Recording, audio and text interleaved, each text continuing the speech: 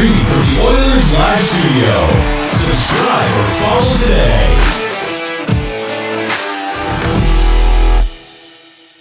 Hey, it's Michael here again for another edition of Oilers Live Tuesdays. Coming at you again for another week. Got one of my favorite guests, probably one of the guys that I've had on the show the most. I don't know if that's good or bad, but I'll let you decide. Actually, rather enjoy talking to Sean. Welcome again, Sean. How you doing? Hey, Michael. Thanks for having me. Yeah, it's good to see you and good to talk to you. One of these days, we'll be at a game together where they allow fans and cheering and all that fun stuff. And I think that might happen this year, right? The plan for you is to go out at some point. Maybe we can plan the Oilers Live Cup around that. Like, yeah, you'd be the special guest, of course. That'd be fun. Of course. Yeah, no, it would be a blast. But we're here to show off my stick hand. Sorry. Off my stick handling. Yeah, well, I'd love to have you on the ice and play in the game, and that'd be great. Yeah. I guess the question is, should I draft you on my team or should I let Dursa draft you on the other side? He's to be honest, by the way. I'm kind of a stay-at-home defenseman myself, but we'll see. Yeah, everybody says, I wish you'd stayed at home. Yeah, exactly. Yeah. Well, we're here to talk draft today. I know just off air, like moments ago, we were talking. You're kind of done with it this year. You said the draft and that for various different reasons. I mean, there's, it's a year unlike any other, right? So, yeah. I mean, like, what's your thought on it? I mean, just in terms of that. I mean, what did you mean by that? Let's expand on that. Well, it's been a long year. Like, I realized the previous draft was only 9 months away or 9 months ago, but man, this seemed like a long year. I think a lot of it had to do with just so many leagues stopping and starting and guys you weren't sure where they were going to play, staying up till 2 a.m. to try and catch some games overseas. And it was a long and exhausting year. To be honest, I'm just glad it's over with. Yeah, I hear you.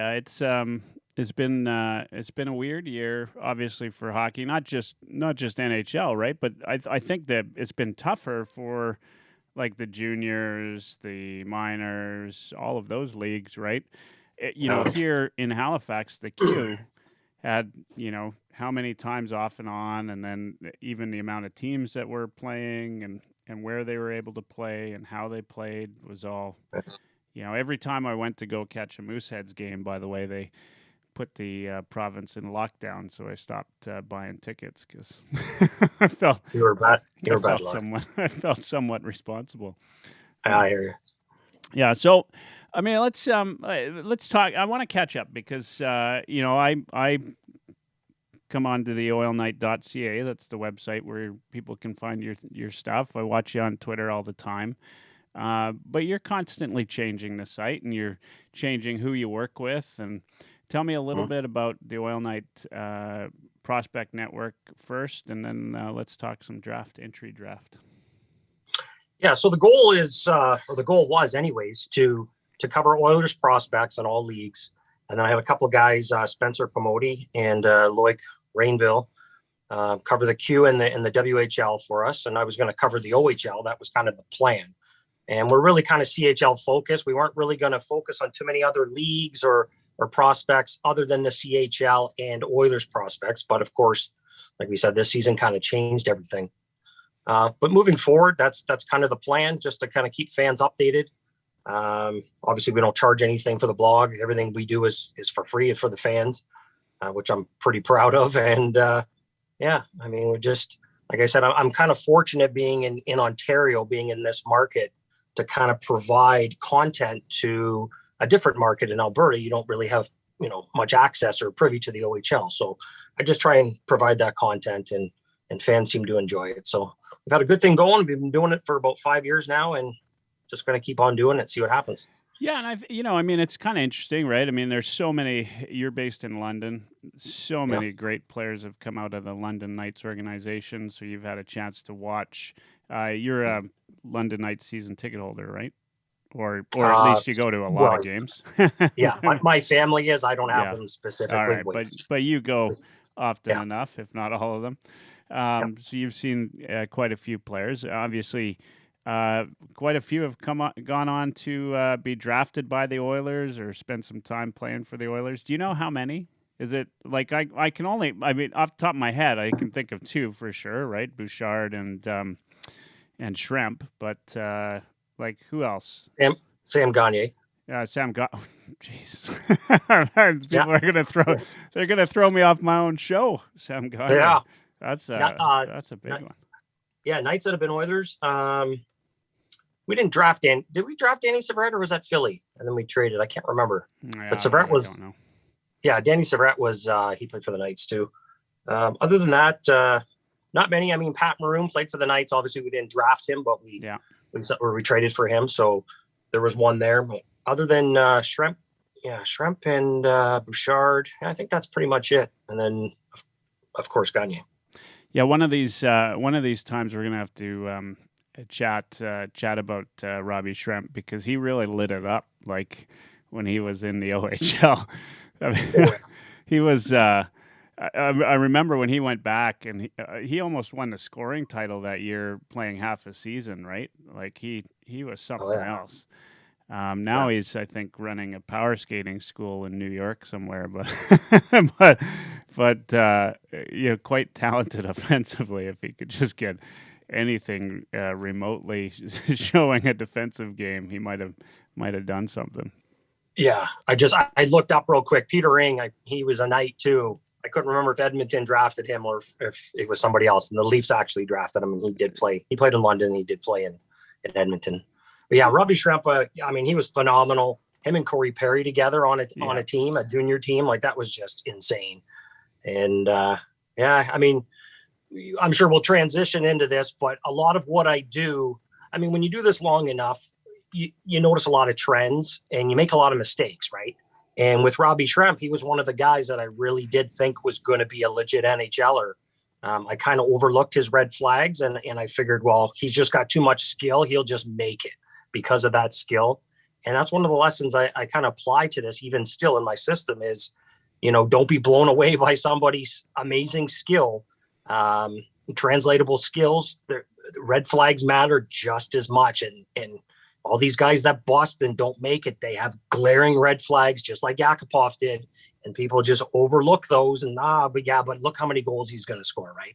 And then that's where everybody gets it wrong. So and that's kind of what happened with Shrimp. Yeah, there's no doubt. I mean, that Shrimp, yeah, what a junior career, I tell you. Like, I think a lot about that guy for some crazy reason. I mean, just the talent that he had that, and not to make it in the NHL. I mean, obviously he played some games, but never stuck. And he's your stereotypical though Oilers love affair, right? Like we get these guys in our head as fans that we desperately want to see. We know they're doing great in the minors, or they're doing, or they're coming up from junior like Shrimp, and we're so excited. And Oilers fans start yelling and screaming at whoever the GM is of the year, get this guy in. Like, why don't we have this guy in, right? And move him, right? And then, and then inevitably the following year, everybody's, wow, we started him too soon, right? I mean, and Shrimp though was one of those love affairs, if I remember correctly. Everybody wanted to see him play, they got there were. I think at that point in time, a lot of people knew what they were going to get. Like a lot of the people that know hockey, they understood what kind of player Shrimp would be, but they had hope, and just didn't turn out. Anyway, this isn't about Shrimp today. Let's talk some draft. Let's talk some entry draft. All right. My feeling on this year's draft, I know it's probably tough from your vantage point where you're trying to look at these players and give some type of rating in your head in terms of what their potential could be and that. But as a outsider looking in, a guy that doesn't do a lot of scouting, I mean, I take all my notes from the stuff that you do and others do. I'm kind of excited about it. I mean, I've now talked to 3 other folks on the show the last 3 Tuesdays, all scouting and analyzing draft prospects, and none of them had the same top 5. Yeah. I mean, to me, that's kind of exciting. I mean, other than the fact that this could be, a big bust of a year, or it could be one of those years that's, insanely deep and nobody knows, right? I mean, it's just impossible to know. And we'll get into the talk about what the Oilers are going to do this year. And I bring that up because Sebastian Cossa is a player that, I mean, he's big and he's done really well, but you don't have the same body of work that you'd see in a goalie at this point to really understand if Cossa is. I mean, I think it's safe to say he's a legit first rounder, but we haven't seen him play as much as you'd see other goalies play at any given time like this, right? So it's kind of exciting in that regard. Well, yeah, and I mean it's different too because in the ratings or the rankings should be all over the place, and like from NHL scouts' perspective, they're used to going to the rinks and watching all these guys play, and they didn't get an opportunity to do a lot of that with guys overseas, and then of course the OHL not playing and the QNWHL kind of starting up off and on again. So they've had to adjust as well and do a lot of video scouting, and a lot of them have struggled with it, and even publicly said that they hate it. Right? They rather be at the rinks. So how good are their assessments going to be to begin with, right? And then, like you said, there's, I mean, it's so wide open this year. It's such a weird year that you're right. It makes sense that everybody has a different top 5, including myself, which I think is a little bit going back and looking at everybody else's. It's quite different. But yeah, it's an exciting year for sure. And like you said, it's there's going to be steals. There's going to be guys that, people slept on. They didn't get enough video on or whatever later in this draft. And I guess that's probably the most intriguing part or exciting part for me. Yeah. Yeah. And I mean, that's the kind of thing where we're going to talk about this a couple of years from now. And we're going to see some of these guys.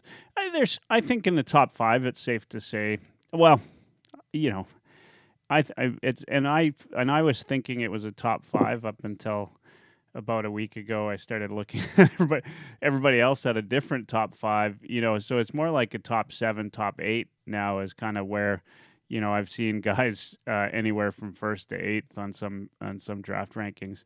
Let's start with your top 5. Who do you have maybe in order in your top 5? Okay, so my top 5 is. And I should preface it by saying, like, when I do my top 31 list, I don't do a mock draft. I don't want to get in the heads of 32 or I guess technically the first round, Arizona's not picking 31 GMs. But I don't want to try and get in the head of 32 GMs and try and decide who's going to take where. One guy goes off the board and it screws up your whole draft. Like I'm not into that at all. So when I do it, I mean, I start with a blank sheet.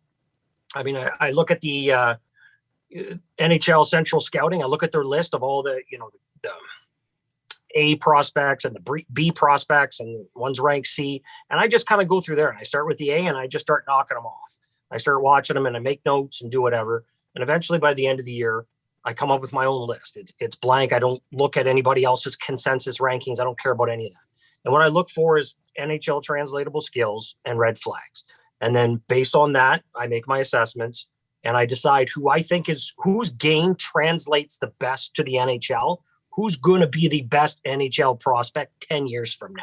Not who everybody else thinks should go number 1, who I think is going to be the best prospect.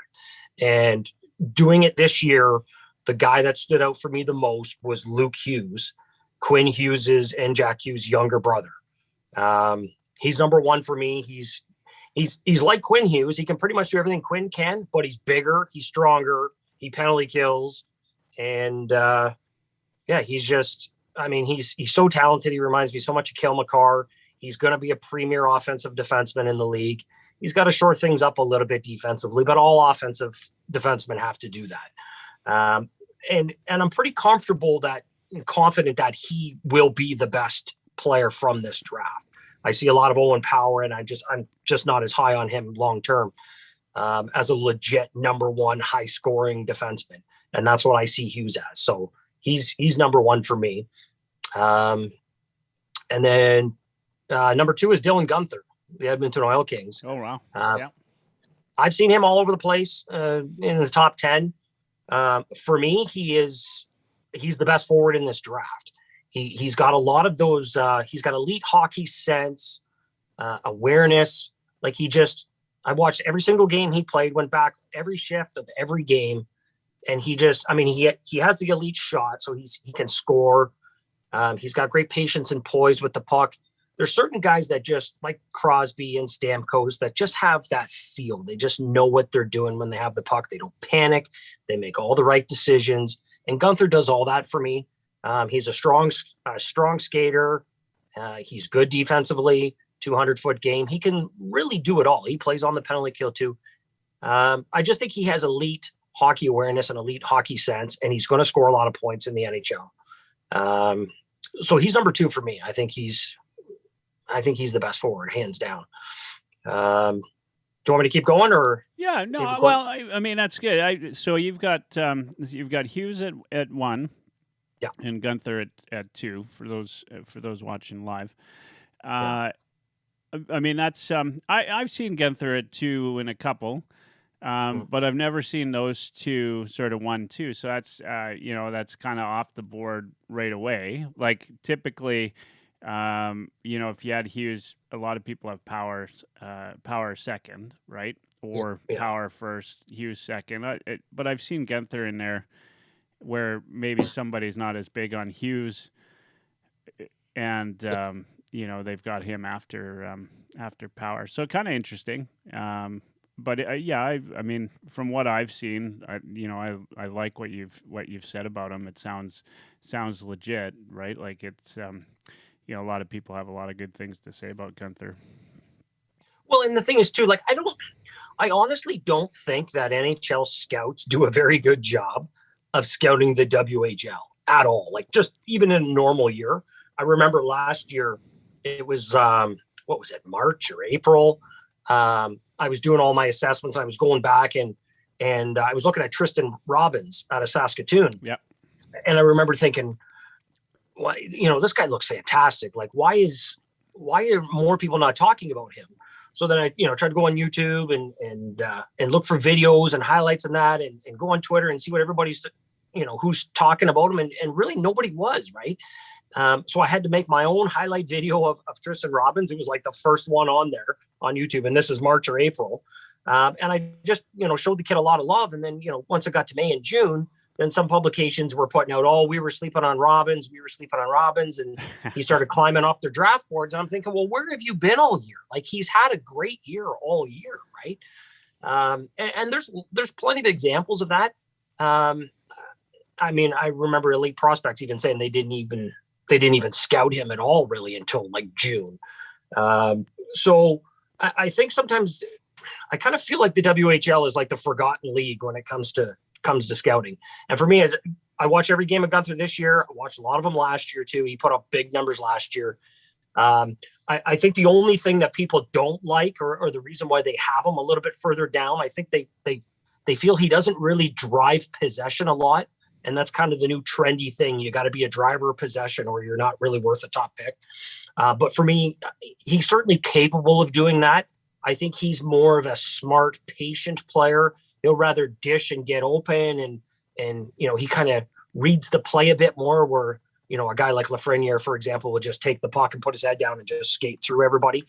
But there's a lot of similarities between those two, Lafreniere and Guenther, for me, and that was kind of the ultimate deciding factor for that.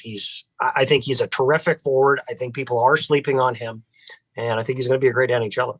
Yeah, and I mean, if you if your list goes, that's the Kraken that would get him.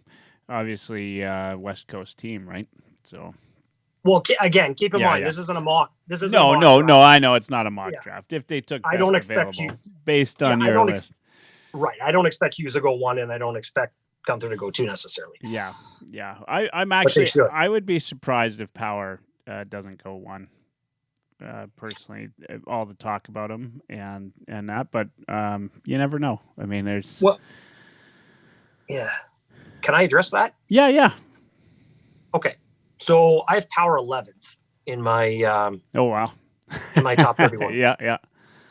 But I mean, again, if I tweeted out something earlier today showing a redraft of the 2011 draft and a redraft of the 2012 draft, all the guys that are mocked, all these consensus 1 to 10, they never end up being the top 10 players out of any draft. That never happens, right? There's always guys in the teens or late first round or all the other rounds that end up 10 years from now being one of the top 10 best players, right? So this whole consensus thing, I get it for mock drafts, and I agree Owen Power will go number 1 likely to Buffalo, and they'll probably screw him up. But that's why I do the top 31 list. So I don't, because mocks are meaningless, really. You're just guessing who's 100% agreed. Yeah, agreed. But you're not really showing or proving your scouting ability by, ranking them like how everybody else does, right? Well, and you can't. It's like you said. I mean, once a player goes, right, it completely changes the way a GM thinks, right? They don't always take best available, right? They go, if their player goes at 5th, they might have a completely new direction that would blow your mock draft out of the water, right? I 100%. I agree. Or someone trades down. Yeah. Someone trades down there. But yeah, just real quick with Power, he's just not as good as some of the other guys on here. Offensively, he's not as good as Hughes. He's not a better skater. He's not going to give you more offense. And even a guy like Brant Clark, who's, I'm not sure about him. I think too often people just look for the safe pick. They see Power is solid in every area and he's safe. So that's why he's the consensus number 1. Right. And he's, yeah. If you're huge and you can skate, scouts are going to love you regardless. Like Simon Edmondson, some people are talking about him potentially number 1 and they love him. I've got him ranked 31st and I wouldn't even take him in the first round. But they love that potential and that ceiling, right? And I think that's where quite often they make mistakes. Luke Hughes is the best prospect as far as I'm concerned. He's going to put up the most points for defensemen, so he should be taken number 1. We'll see what happens, in 5 or 10 years from now. But just look at his brother. He's good, and Luke is better than his brother. So yeah, they're like the Stalls, right? They're just a hockey family, and they're all. Yeah, they're exceptional. I did watch. I'll typically go and watch sort of the top 5 and see as much tape of them as I can beforehand, just to kind of get a feel for who and what is going to be picked at the draft. But yeah, no, he looks definitely really good. All right, so we've got Hughes at 1 for you, Gunther in the 2nd spot. Who do you got in 3rd? So 3rd is center Matty Beniers from Michigan. Yeah. I think he's a popular top 5 pick based on what I've been looking at. But it's understandable too. The guy is just an absolute workhorse. He doesn't stop on every single shift. He's got great speed. He's got high end vision. The work rate is just incredible. I know some people kind of think that he doesn't have the greatest shot necessarily, and they're not sure about his offense, whether it's going to be high end offense. But for me, he really reminds me a lot of Dougie Weight back in the day. A lot of people didn't think Dougie Weight was going to be a great scorer, and they kind of knocked him a bit. And I think he averaged for his entire career, he averaged under 20 goals a game or 20 goals a season, but he had over 1,000 points in his career. Yeah. And I think Beniers is a lot like that. He creates a lot of 2nd and 3rd chances, and he's just his motor never stops, right? And he's got good playmaking skills. He's a good passer. He can play in all situations. He's so smart. He kind of does everything. He has everything you look for. You just wish he had a bigger shot too, to kind of complement everything. but ultimately, like he's still a 5 tool player for me. He's the best center in this draft. Yeah. And I think he's going to have a long career. Even if he doesn't end up being a true number one center, he'll still be a highly productive number 2 center. So yeah, I've got him at number 3. So I've talked to a lot of my past guests this month about this because the interesting thing again with Beniers is he's a product of the NTDP program as well. It just seems more and more we see that year over year over year. The U.S. is really pumping out some really good quality NHL type of players, right? Like we're not talking we're talking like kids that can play the North American game, and it just, I think honestly, Sean, since you and I started talking 3-4 years ago, I mean they're consistently top 5 picks, right? And even this year in the NHL, they were making, waves in terms of like Zegras, right? And Caulfield. Caulfield, yeah. Caulfield, right? Yeah. It's, and those weren't even the guys that we were really, we were talking about them, but, we still haven't seen what Jack's capable of yet, right? I mean, he, I think,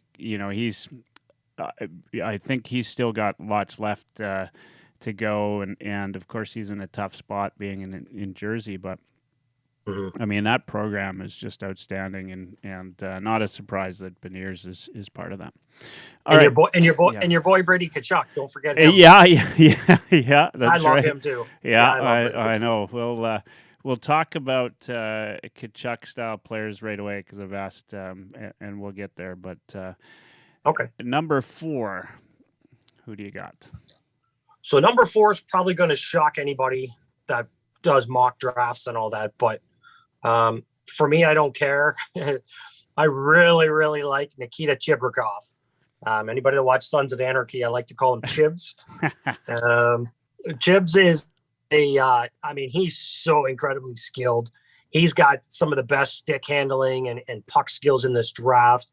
He's an explosive player, very dynamic. He can kind of do the whole Barzell thing where he'll, do circles in the offensive zone around you and look for an opening. But he's real gritty too, and he battles hard. I see a lot of Panarin in him, like as far as the high end offense. Yeah. He's not the greatest player defensively. He doesn't always. He comes back, but he doesn't always, give it 100%. But Panarin's an awful defensive player too.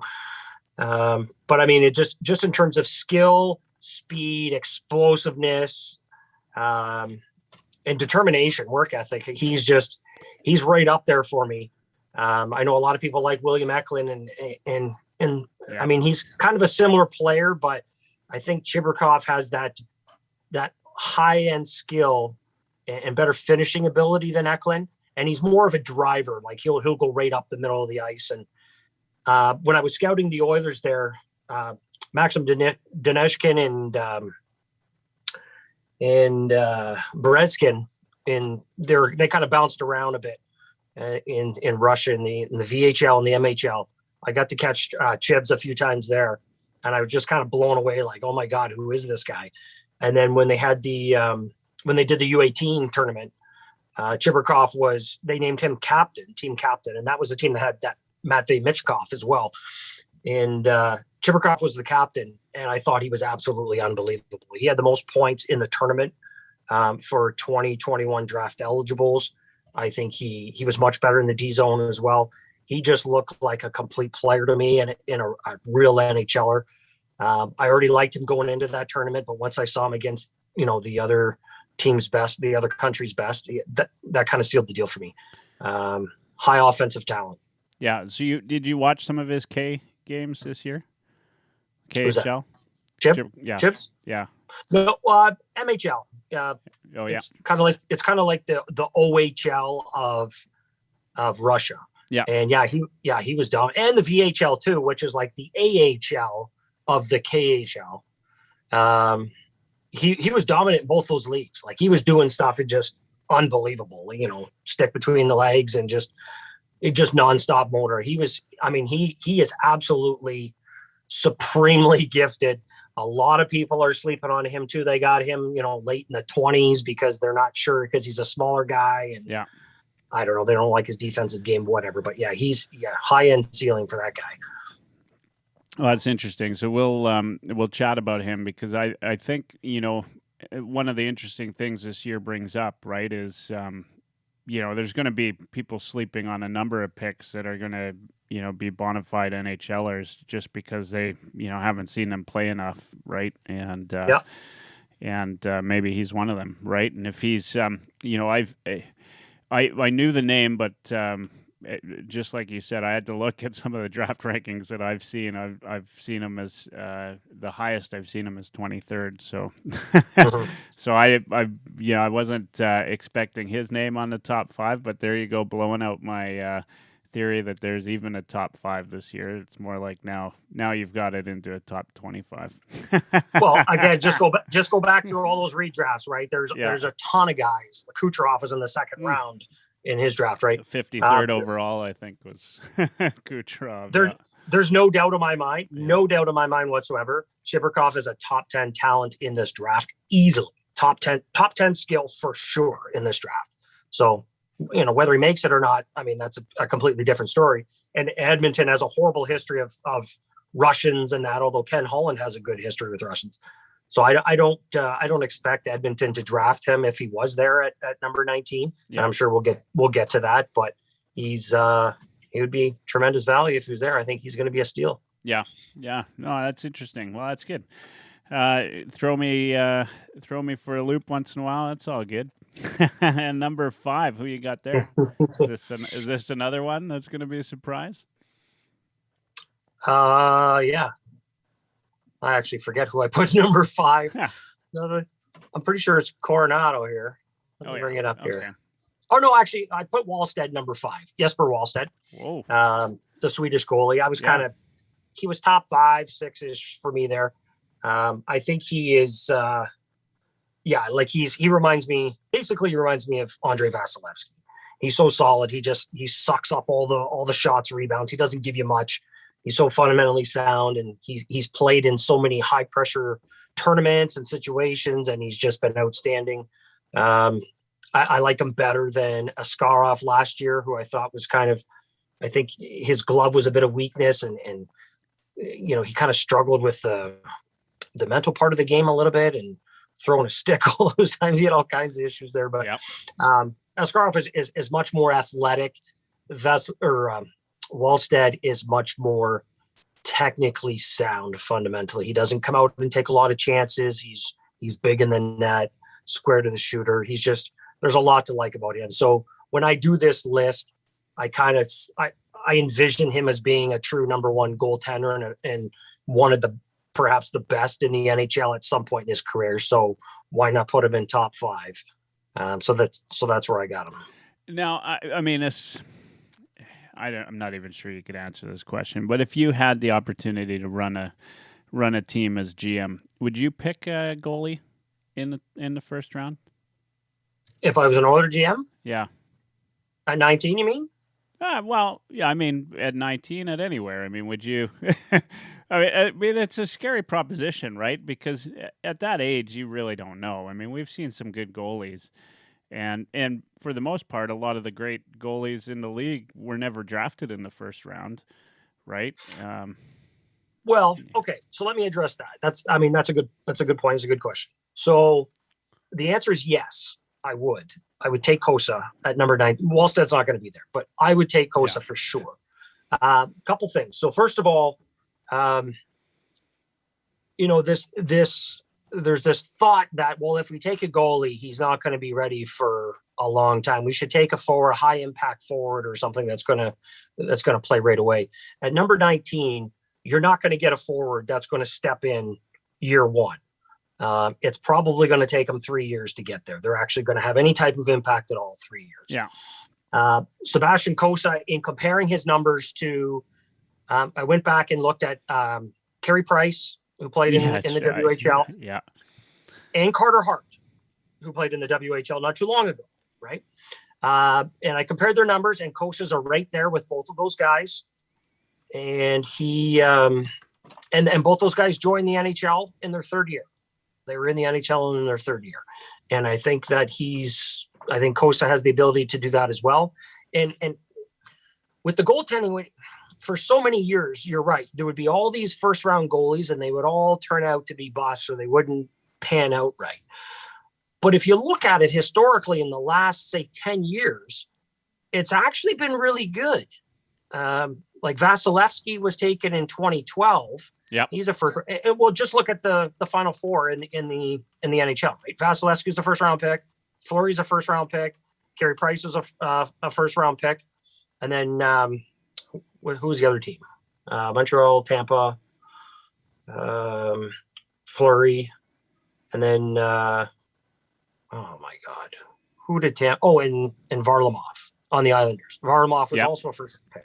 So all four goalies were first round picks, right? And then you look at Spencer Knight, who was a first round pick recently coming out for Florida. He looks really good, promising. Jake Oettinger of Dallas, who I actually compare Sebastian Cossa to. He played this year as a rookie. He looked really strong, really promising. Even a guy like Jack Campbell was a first round pick a long time ago, and everybody kind of wrote him off. He's really starting to come around too. Definitely. So I feel like up until about 10 years ago, that narrative was true, that, you could get goalies anywhere and you don't necessarily need a first round pick to have a goalie. But I think the track record since basically, 2011, 2012, a lot of the best goalies are high-end picks now, right? And for a team like Edmonton, when you don't really have a lot of depth, you've got Skinner. We're not sure about him. Konovalov's coming over from Russia. Maybe he could be something. We're not sure. I think Costa is too good to pass up. I think eventually, and it's been a long, 15 years or something, a long time since Edmonton has actually spent a first-round pick on a goaltender. Yeah. We've taken enough defensemen in Broberg and Bouchard. We've taken enough forwards and that. It's time to get our goalie of the future. He'll arrive the same time anybody else drafted at 19 will. Go out and get him, because first-round pick goalies seem to be better developing now than they ever did before.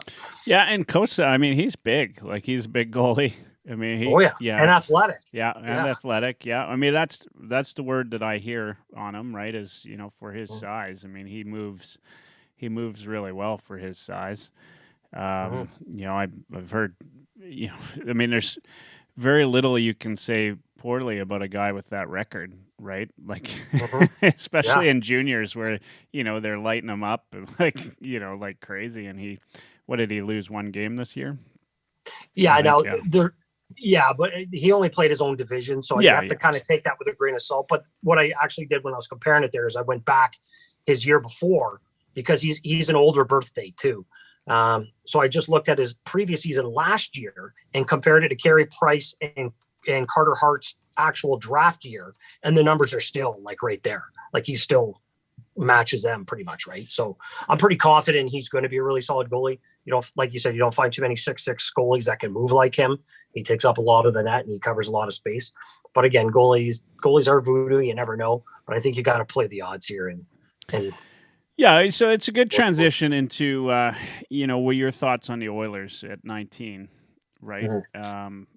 Obviously, so you're as it sounds like you're alluding to, if Costa's available at 19, which, most of the draft orders that I've seen have him at 19 or lower. Which leads me to believe he will be available. But to your point, he's shown some really good numbers, right? And he could easily go, top 15, depending on, it's so hard to read a NHL GM's mindset. And plus, exactly, this year, who knows, right? I couldn't even wager a guess. I said to somebody on Twitter that I thought that there'd be no way he'd be gone before 19, but that was a couple weeks ago, and as I continue to think about it, you just have no idea. He could go in the top 10 for all I know, right? Like, it's hard to say. Yeah.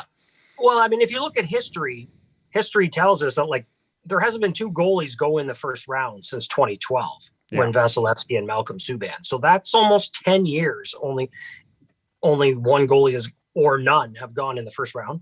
And just think back to last year, like how good was Askarov? How many people were pumping his tires and talking about how amazing he was going to be, and how further ahead he was than the second place guy.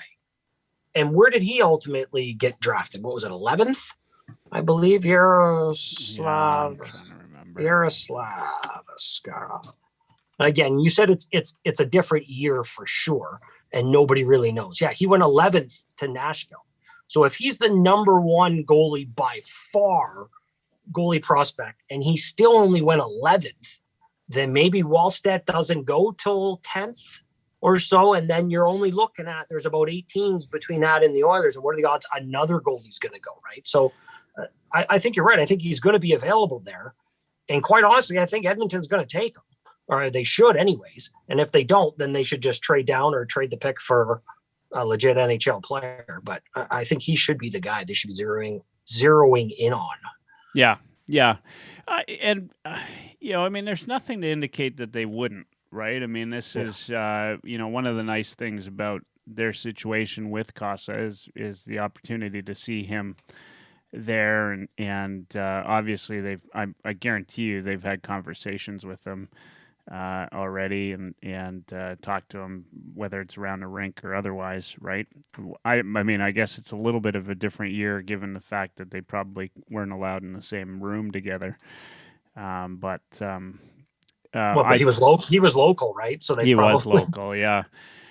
I mean, I wouldn't be surprised if what's his name, the goalie coach, does some work with the Oil Kings as well. Dustin Schwartz. Yeah. I know he does work with the Golden Bears, the college team, but I'm not sure if he's done work with Oil Kings or not. But again, it wouldn't surprise me, right? Yeah. If he's done some work, so he'd know him. If he's available, you have to. I mean, my money would be easily on them taking him. Yeah. I hope so. Yeah. Now, let's say he's not available. I mean, what do you think the Oilers? I mean, you had a sort of a list of players on your site that you thought might be good picks for Edmonton. Is there anybody you'd be excited to see them get? I mean, one name that you already said you'd have in your top, 5. Obviously, you talk about Holland and Russian players, right? But yeah. I mean, that's one. Are there any other names that you think come to mind that you might hope would be available at that?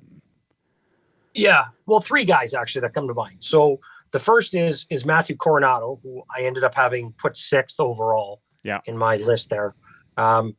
He plays in the USHL, and he's for Chicago, and they're just a powerhouse. He is so incredibly smart. I mean, the stuff he does on the ice, it's just all those little subtle plays that not too many players are capable of doing. Coronado does that. And he's intelligent because he's committed to Harvard. He's got a nonstop work ethic, and he scores a pile of goals. I can't remember exactly how many he got. I think he got 48 in 51 games or something for Chicago. Yeah. He scores from everywhere. He hustles real hard. He likes to drive the puck, drive possession and that. And like I said, he's really intelligent. He's a 200-foot player. Now, I don't expect him to still be there, but if he is, I think he would be a great fit. The Oilers would have to wait at least 2 years again because he's committed to college.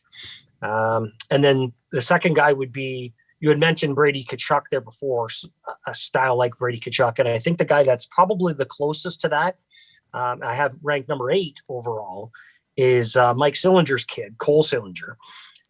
He's got an absolute cannon of a shot, and he's real abrasive. He plays a lot like Brady Tkachuk. He doesn't really back down. He's real aggressive. The knock on him a bit is his skating. It's not great. But this day and age, and talking about like red flags and NHL translatable skills, I've noticed the last few years, I don't know if it's just there must be better skating coaches or better programs to help these kids work on their skating, but that doesn't seem to be as much of a hindrance recently as it used to be in the past. Guys can improve their stride and technique altogether now in like a year or two. Like Tyson Forster was a great example last year. I loved that kid. And, you know, he was such a hard worker and he was so smart. I'm like, you know what? He's going to figure it out. He's not the greatest skater, but he'll figure it out. And then I saw all kinds of off-season things. He went to the skating school or something. And he had this private skating coach and completely changed the way he skates. And now it's not even an issue. And now he's a steal, right? So I don't knock guys too much now with their skating, although it's still a concern because not everybody's going to do it. So that's about the only downside to Sillinger is the skating part of it. But yeah, he'd be a great fit. And then the last guy is a real favorite of mine, Francesco Pinelli. He played for Team Canada at the U18s. He can play center of the wing. He's incredibly intelligent too, and he's got real high-end vision. He makes a lot of smart plays. He's got a good motor, and he can really shoot the puck too. I think he's probably one of the best dual threats. He can either beat you with creativity with playmaking skill, or he can just shoot and bury the puck. So I like him. I think ultimately down the road, it'd be great to have him as like a third line center and kind of work his way up. And he penalty kills, he power plays, he kind of does everything. And he's out of Kitchener in the OHL. Real high character guy too, who prides himself as a leader.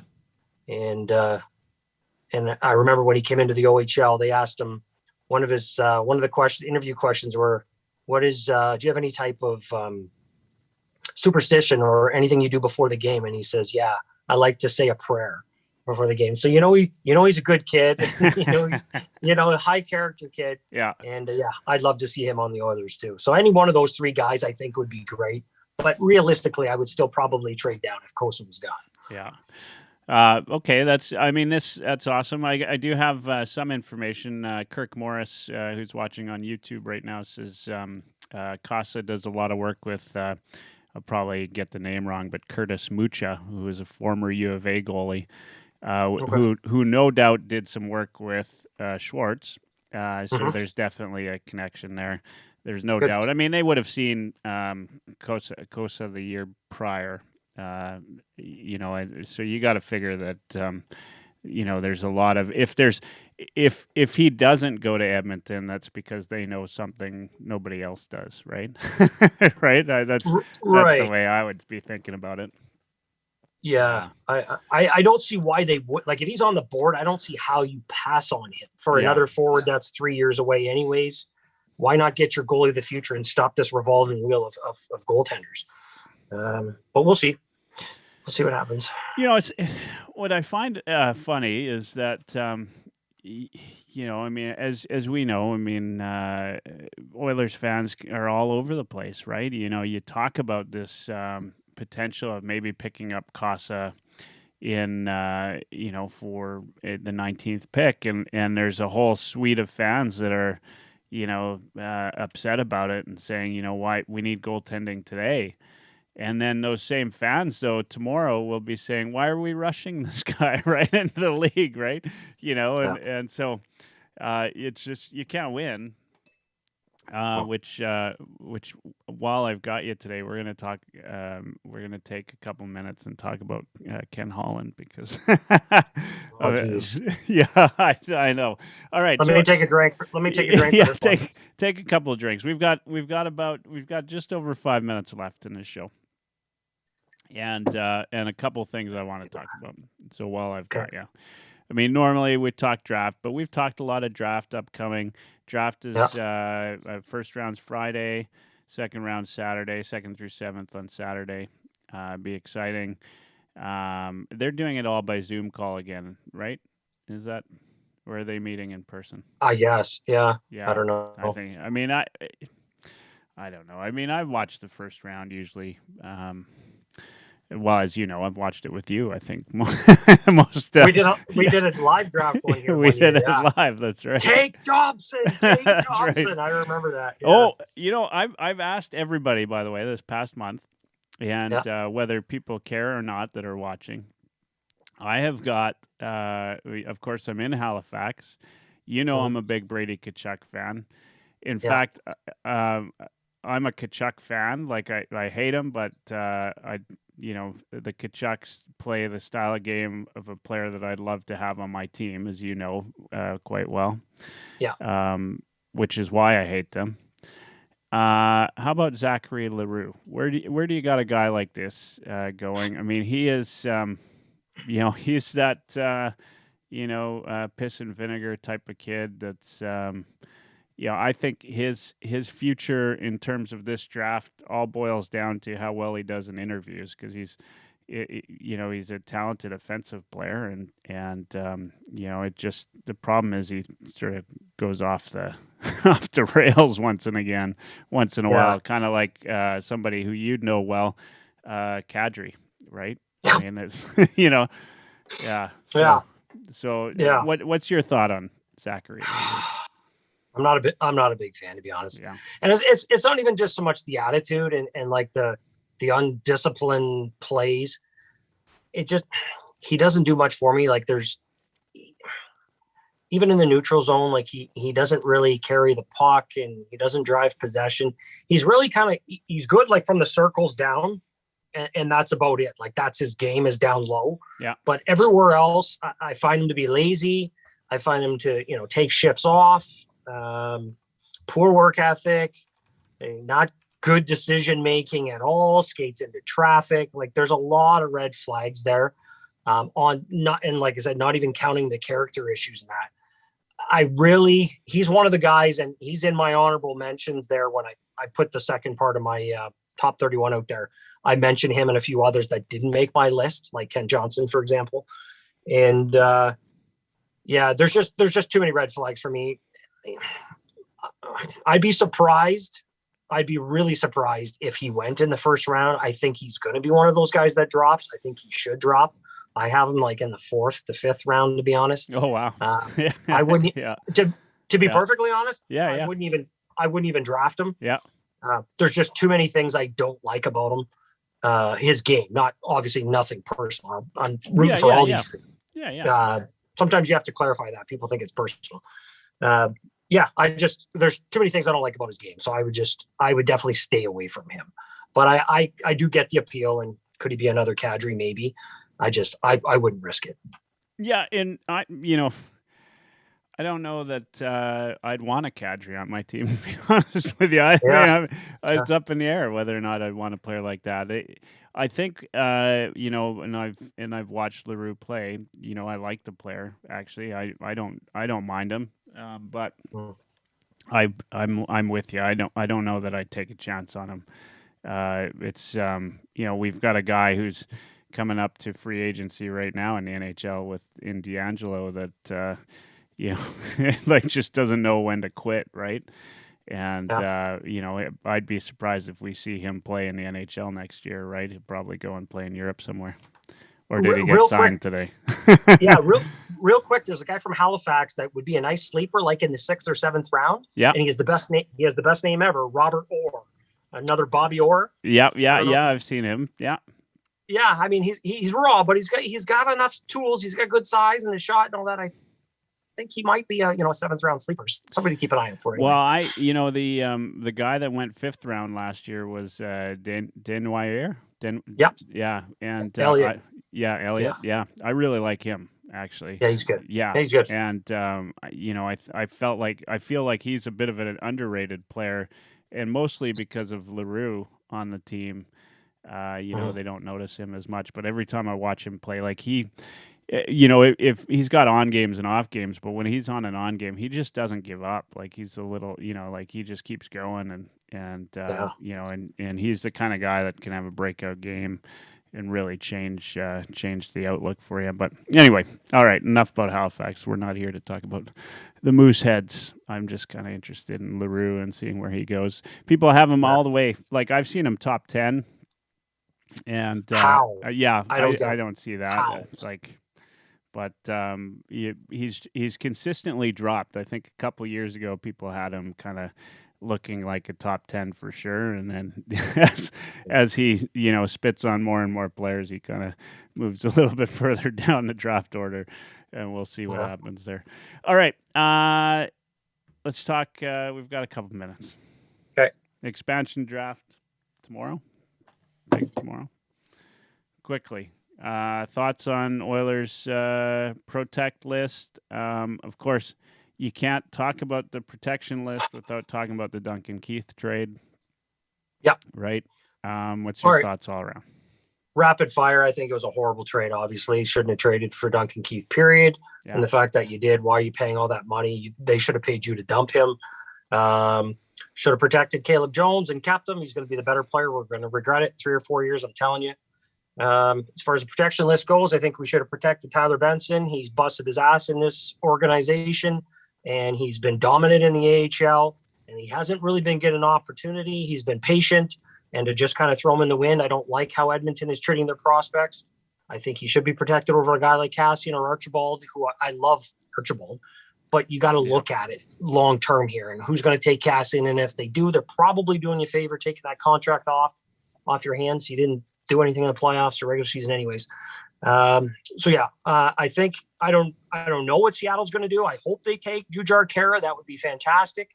The guy was on waivers, and you want to take him now. That's great. He finished strong, but okay, great.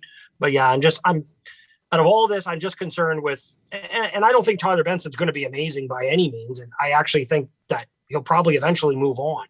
And he might not be a good NHLer, but I don't like the treatment by the organization to prospects, not signing Blumel and Tullio going to the AHL and not even getting a game, and sitting Bouchard for 2 months and Jones Bear in and out of the lineup. I don't like what they're doing. They're too vet focused, and they're sacrificing their youth. And I don't like that. Yeah. You know what? That's a good quick hit. I going into the Duncan Keith trade, I was still defending Holland in a lot of ways. More on the line of despising Tippett for what he was doing with the prospects. But I can see this is organizational, right? Like with that, with that trade, this is more than Tippett, right? I think Tippett's a big part of it.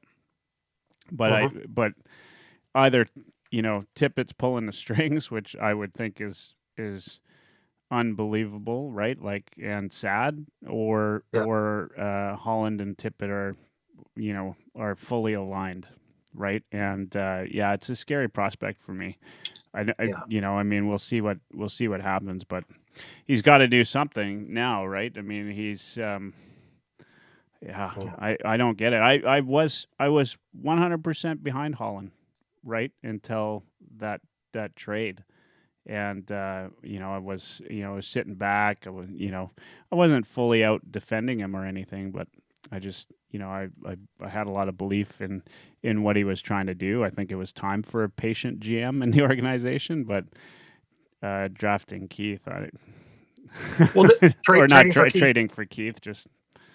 Well, it was super rushed, and I said, "Why are you doing it before the expansion draft?" Yeah, and the buyout period. Wait till after. Protect Jones. Wait till after. There's no rush to get Keith now. He's not going anywhere else. He said it's Edmonton or nothing. So don't rush. Keep your options open. See what happens after the expansion draft and that, and then the price will come down. And if you really, really want him, and the team does need more leadership, veterans, that's fine. But you can get them on the cheap. And look at all the guys that got bought out. Instead, for inexplicable reason, you had to do it before the buyouts and expansion, and you got raped on it. So I mean, it's just I hate it. I hate the trade, and I'm done with Holland, to be honest. Like that's ridiculous. All right. I'm sorry to be negative. No. You know what? I mean, come on. That's terrible management. Terrible. That's the content I'm here for. Jesus. All right, that's how we're going to end it, because I think that's the perfect way to end it. We're going to get back to talking regular hockey in the upcoming weeks. I'm going to have Eric Friesen on. I got Bruce McCurdy scheduled. Low Tide is going to make an appearance. We've got a number of different guests. I'm going to continue to do Tuesdays, 6 p.m. Mountain.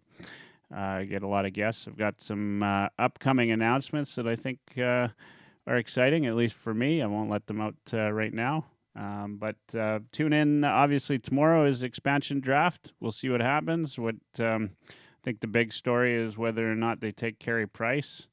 What's your money on? They're taking him or not taking him? I'm going to say they take him. Oh yeah. Yeah, let's do it. I want chaos. Do it. It would be chaos. That's Maybe he's like maybe Price kind of orchestrated all this in the background and made it look like, oh, I'm doing the team a favor. In reality, oh, that would be awesome. Serves him right. It is so hard to bet against Price, isn't it? Like, I mean, yeah, he's such a good goalie, but that's a big contract. And a great person too. Yeah, no, absolutely. All right. Well, okay, there you have it.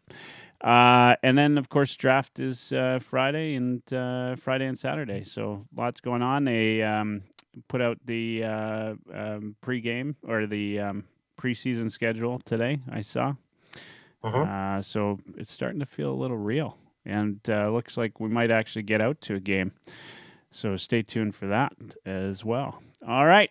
That's it. This is another, and I will see you again next week. Thanks again to Sean Patrick Ryan from the OilKnight. You can find him at the OilKnight. That's oil and then night is spelled KNIGHT, like as in the London Knights. And then you can find him oil at is it the oilknight.ca or just the oilknight.ca. All right. Thanks again, and we'll see you soon. Just stick around for a minute, and we'll close it up. Okay.